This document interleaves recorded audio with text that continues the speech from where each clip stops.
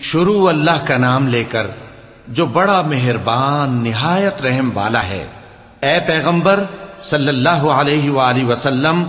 لوگوں سے کہہ دو کہ میرے پاس وحی آئی ہے کہ جنوں کی ایک جماعت نے اس کتاب کو سنا تو کہنے لگے کہ ہم نے ایک عجیب قرآن سنا جو بھلائی کا رستہ بتاتا ہے، سو ہم اس پر ایمان لے آئے اور ہم اپنے پروردگار کے ساتھ کسی کو شریک نہیں بنائیں گے، اور یہ کہ ہمارے پروردگار کی شان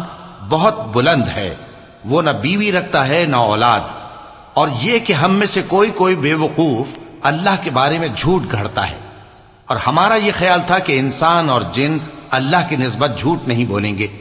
اور یہ کہ بعض بنی آدم بعض جنات کی پناہ لیا کرتے تھے تو اس سے ان کی سرکشی اور بڑھ گئی تھی، اور یہ کہ ان کا بھی یہی اعتقاد تھا جس طرح تمہارا تھا کہ اللہ کسی کو نہیں زندہ کرے گا، اور یہ کہ ہم نے آسمان کو ٹٹولا تو اس کو مضبوط چوکیداروں اور انگاروں سے بھرا ہوا پایا، اور یہ کہ پہلے ہم وہاں بہت سے مقامات پر فرشتوں کی باتیں سننے کے لیے بیٹھا کرتے تھے، اب کوئی سننا چاہے تو اپنے لیے انگارہ تیار پاتا ہے، اور یہ کہ ہمیں معلوم نہیں کہ اس سے اہل زمین کے ساتھ برائی مقصود ہے یا ان کے پروردگار نے ان کی بھلائی کا ارادہ فرمایا ہے، اور یہ کہ ہم میں بعض نیک ہیں اور بعض دوسری طرح کے، ہمارے کئی طرح کے مذہب ہیں، اور یہ کہ ہم نے سمجھ لیا ہے کہ ہم زمین میں خواہ کہیں ہوں اللہ کو ہرا نہیں سکتے اور نہ بھاگ کر اس کو تھکا سکتے ہیں، اور جب ہم نے ہدایت کی کتاب سنی اس پر ایمان لے آئے، سو جو شخص اپنے پروردگار پر ایمان لاتا ہے تو اس کو نہ نقصان کا خوف ہے نہ کسی طرح کے ظلم کا، اور یہ کہ ہم میں بعض فرما بردار ہیں اور بعض نافرمان ہیں، تو جو فرما بردار ہوئے وہ سیدھے رستے پر چلے اور جو نافرمان ہوئے وہ دوزخ کا ایندھن بنے۔ اور اے پیغمبر صلی اللہ علیہ وآلہ وسلم،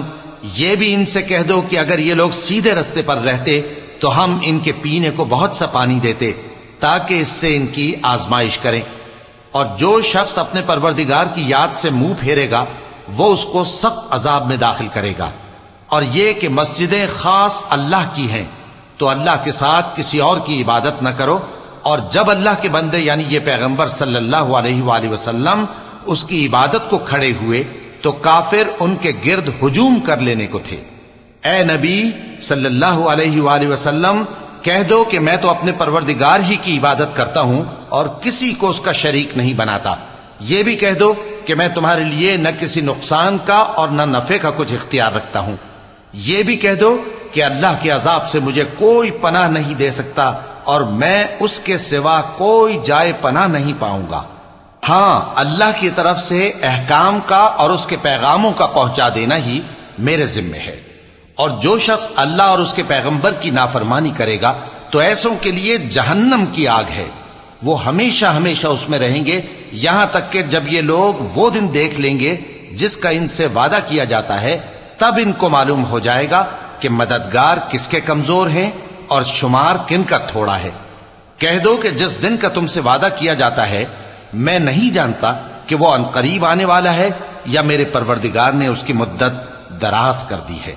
وہی غیب کا جاننے والا ہے، سو کسی پر اپنے غیب کو ظاہر نہیں کرتا، ہاں جس پیغمبر کو پسند فرمائے اور اس کو غیب کی باتیں بتا دے تو اس کے آگے اور پیچھے نگہبان مقرر کر دیتا ہے تاکہ معلوم فرمائے کہ انہوں نے اپنے پروردگار کے پیغام پہنچا دیے ہیں، اور یوں تو اس نے ان کی سب چیزوں کا ہر طرف سے احاطہ کر رکھا ہے اور ایک ایک چیز گن رکھی ہے۔